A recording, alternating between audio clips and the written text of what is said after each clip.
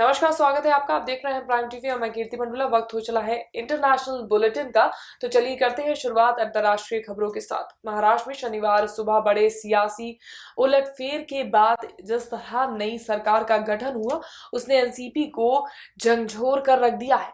अजित पवार के समर्थन से बनी इस नई सरकार को लेकर एनसीपी में भारी रोष है।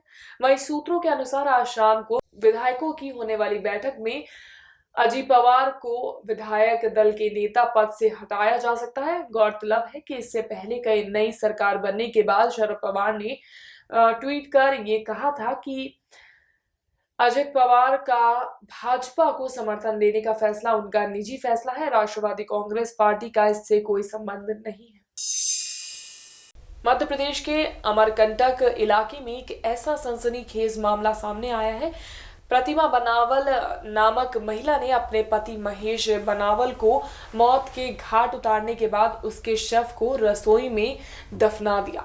शव को दफनाने के बाद फातिमा ने उसी स्थान पर चूल्हा बनाकर और लगभग 1 महीने तक उसके कब्र के ऊपर खाना बनाती रही। हत्याकांड का पता लगने के बाद पुलिस ने आरोपी को गिरफ्तार कर लिया है। आरोपी की उम्र 32 साल बताई जा रही है और वो अमरकंटक के करौंदी गांव की निवासी है। पुलिस ने गुरुवार को मामले का खुलासा करते हुए चूल्हे के पास बने कब्र से शव को निकाला। दिल्ली में पीने के पानी की गुणवत्ता खराब होने पर आई भारत मानक ब्यूरो की रिपोर्ट को गलत बताने वाले मुख्यमंत्री अरविंद केजरीवाल एक हफ्ते बाद ही अपने बयान से पलट गए। उन्होंने शुक्रवार को कहा, हम पानी पर राजनीति नहीं करना चाहते, इसकी गुणवत्ता सुधारने की कोशिश कर रहे हैं। केंद्रीय उपभोक्ता मामलों में मंत्री रामविलास पासवान ने पिछले रविवार को संसद में भी ये मुद्दा उठाया था। उन्होंने कहा था कि केजरीवाल को रिपोर्ट पर भरोसा ना हो तो अपने अफसरों को भेजकर इसकी जांच करा ले। बीआईएस ने अपनी रिपोर्ट में दिल्ली के पानी की गुणवत्ता बेहद खराब बताई है। महाराष्ट्र में तेजी से बदले राजनीतिक घटनाक्रम के बाद एमसीपी और शिवसेना ने संयुक्त प्रेस कॉन्फ्रेंस करके बीजेपी पर निशाना साधा। इसके बाद कांग्रेस ने अलग प्रेस कॉन्फ्रेंस करके बीजेपी पर निशाना साधा। कांग्रेस की इस प्रेस कॉन्फ्रेंस में अहमद पटेल के साथ मल्लिकार्जुन खड़गे भी मौजूद रहे। उन्होंने कहा कि हम राजनीति कानूनी रूप से लड़ेंगे। कांग्रेस नेता अहमद पटेल ने इस दौरान कहा, महाराष्ट्र में बिना बैंड बाजा और बारात के मुख्यमंत्री व डिप्टी सीएम की शपथ ली गई। उन्हें बिना किसी जांच के शपथ दिलाई गई। नेता चोरी छुपे जाते हैं और शपथ लेते हैं, सब कुछ छिपा कर किया गया। प्रवर्तन निदेशालय ने मनी लॉन्ड्रिंग मामले में भूषण स्टील के पूर्व सीएमडी संजय सिंघल को गिरफ्तार कर लिया है।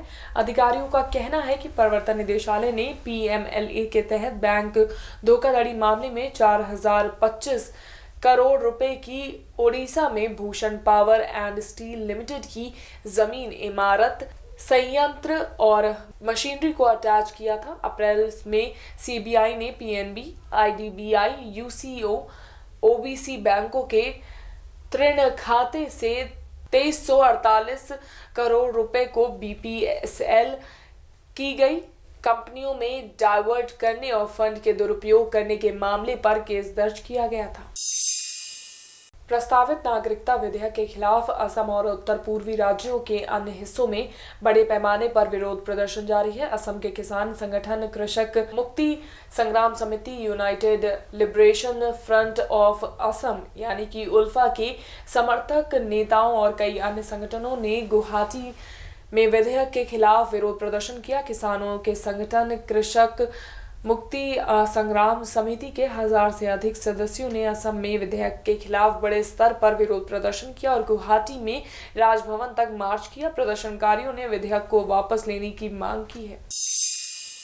पिछले दिनों अहमदाबाद से बेंगलुरु की एक 15 साल की लड़की को स्वयंभू बाबा स्वामी नित्यानंद के आश्रम से छुड़वाया गया था। इस लड़की ने आरोप लगाया है कि आश्रम में भारी मेकअप और ज्वेलरी के साथ देर रात को उनका वीडियो बनाया जाता है। इन बच्चों ने ये भी आरोप लगाया कि इन्हें अगवा कर और बंधक बनाकर अनुयायियों से चंदा जुटाने के काम में भी लगाया जाता है। पीड़ितों ने यह भी बताया कि उन्हें कमरे में बंद कर दिया जाता था। पीड़ितों का ये भी आरोप है कि वीडियो के लिए हमें भारी गहने पहनने के लिए दिए जाते थे और चेहरे पर खूब ज्यादा मेकअप किया जाता था।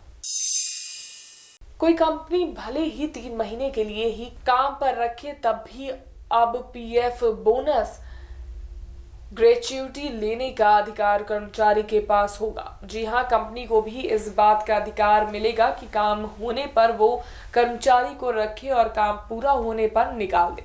सरकार labour code on industrial relation के जरिए फिक्स्ड टर्म यानी तय सीमा के लिए रोजगार से जुड़े प्रावधानों को अब कानून का रूप देने जा रही है। लेबर कानूनों में बड़े बदलाव को कैबिनेट ने मंजूरी। बुधवार को हुई कैबिनेट बैठक में labour code on industrial relation 2019 को मंजूरी मिल गई है। अब सरकार संसद के शीतकालीन सत्र में इसे पेश करेगी। राष्ट्रीय स्वयंसेवक संघ ने बनारस हिंदू विश्वविद्यालय के संस्कृत विभाग में नियुक्त हुए मुस्लिम प्रोफेसर फिरोज खां का समर्थन किया। इसके बाद प्रोफेसर की नियुक्ति का विरोध कर रहे छात्रों ने प्रदर्शन वापस ले लिया। संघ ने शुक्रवार को प्रोफेसर खान के बीएचयू के संस्कृत विद्या धर्म विज्ञान फैक्ट्री में नियुक्ति पर चर्चा की। संघ की काशी शाखा के विभाग संघचालक जयप्रकाश लाल ने कहा कि फिरोज खां का विरोध गलत है। लाल ने कहा, संघ का साफ विचार है कि अगर कोई व्यक्ति चयन प्रक्रिया से होकर गुजरा है और संस्कृत के प्रति समर्पित है और निष्ठावान है तो उसका विरोध गलत है। कांग्रेस नेता और पूर्व केंद्रीय मंत्री शशि थरूर ने महाराष्ट्र में हुई राजनीतिक उठापटक पर अपने ही अंदाज में बीजेपी पर हमला बोला। शशि थरूर ने आज एक बार फिर अपने पुराने अंदाज में बीजेपी पर हमला करने के लिए एक ऐसे अंग्रेजी के शब्दों का इस्तेमाल किया है जिसके बारे में जानने के लिए आपको डिक्शनरी खोलनी पड़ेगी। हालांकि हर बार की तरह ही इस बार भी उनकी ओर से दिया गया नया शब्द डिक्शनरी में ढूंढने से भी नहीं मिल रहा है। कांग्रेस नेता शशि थरूर ने महाराष्ट्र में बदले राजनीति समीकरण पर ट्वीट करते हुए स्नोली गोस्ट शब्द का इस्तेमाल किया है। शब्द का इस्तेमाल सबसे पहले 2017 में किया गया था।